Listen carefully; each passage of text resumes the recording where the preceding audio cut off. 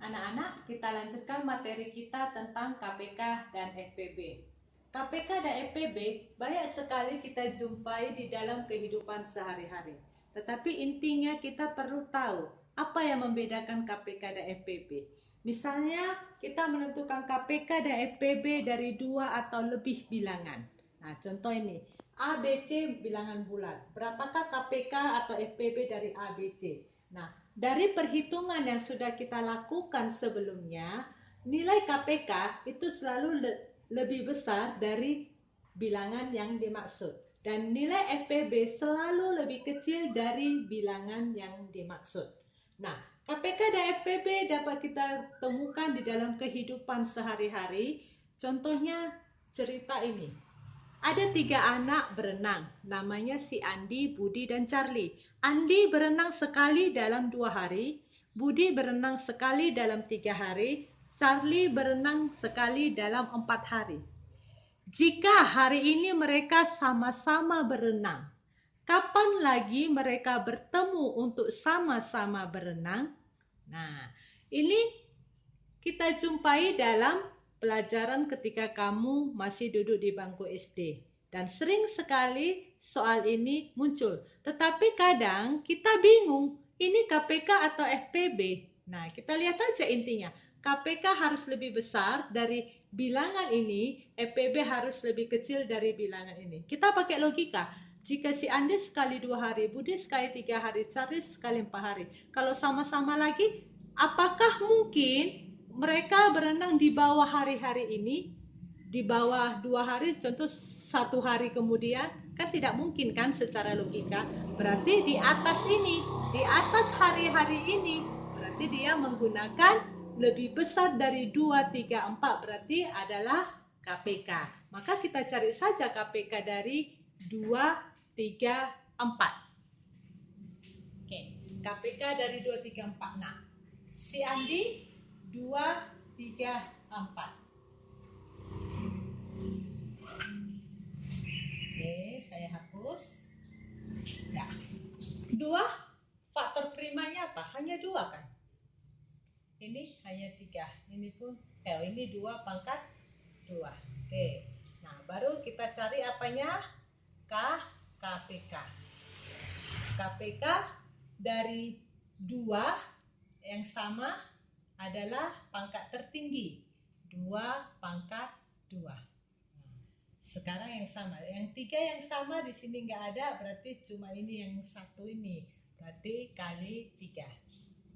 4 kali 3 sama dengan 12. Berarti mereka sama-sama bertemu untuk berenang kembali adalah 12 hari kemudian. Itu.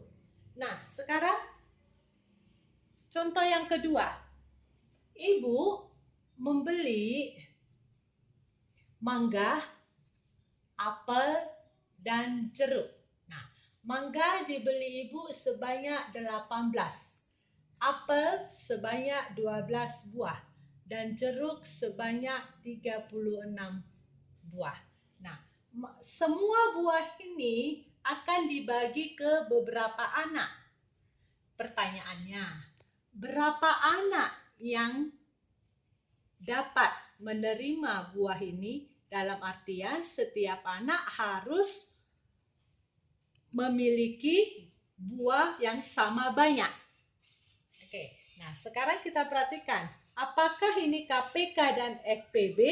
Nah, kita ingat saja, KPK harus lebih besar dari semua ini. FPB harus lebih kecil dari semua ini. Berapa anak yang mendapat bagian yang sama banyak? Apakah mungkin anaknya lebih dari ini? Nah, kan tidak mungkin, berarti lebih sedikit. Itu secara logikanya. Berarti kita menggunakan FPB untuk pertanyaan yang seperti itu. Maka kita cari dulu faktor primanya. Faktorisasi primanya. Oke, 18 faktorisasi primanya adalah 2 pangkat berapa?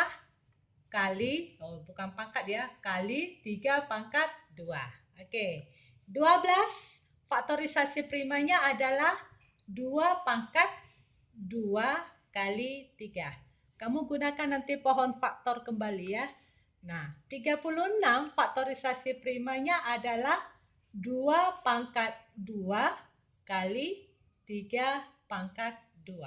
Nah, sekarang kita tadi sudah tentukan bahwa ini pasti FPB. Maka kita carilah FPB-nya. FPB-nya adalah bilangan yang sama, basis yang sama, pangkat terkecil. Di sini terkecil adalah 2, basis yang sama, pangkat terkecil, yang kecil adalah 3. Berarti FPB-nya adalah 6. Nah, berarti ada 6 anak yang mendapat bagian yang sama. Ya, ada 6 anak yang mendapat bagian yang sama. Kalau dilanjutkan pertanyaannya, setiap anak itu mendapat berapa buah?